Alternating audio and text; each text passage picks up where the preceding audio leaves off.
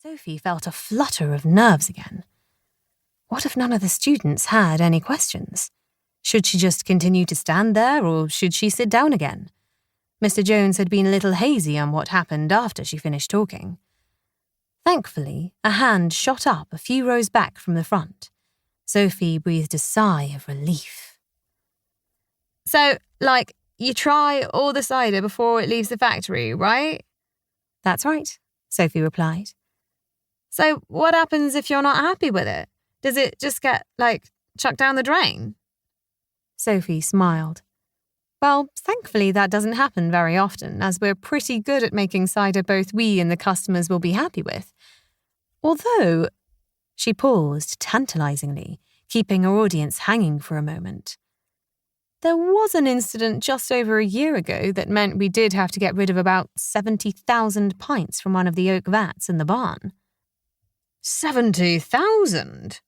Mr. Jones echoed. That seems like a criminal waste. I'm sure someone could have found a use for it. He pointed to himself and grinned. His audience laughed at the attempt at a dad joke. I don't think you'd have wanted to drink it. Sophie shook her head good-naturedly. After all, if you throw someone in a cider vat, it tends to contaminate the product a bit. Does that happen often? Mr. Jones asked. No, thank goodness, Sophie said. And I think you can only get away with doing it if you happen to own the business.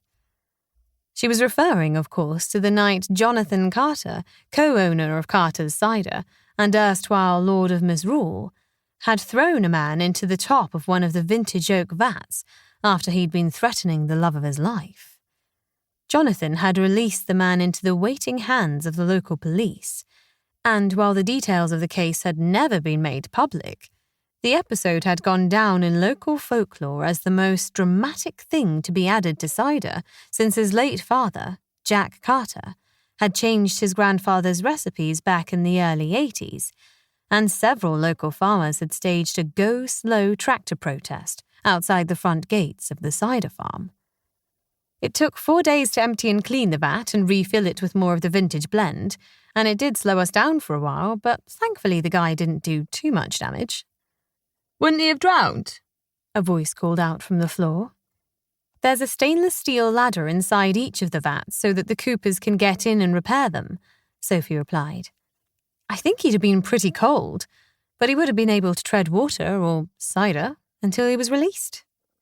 Wouldn't be a bad way to go anyway, Mr. Jones replied, grinning.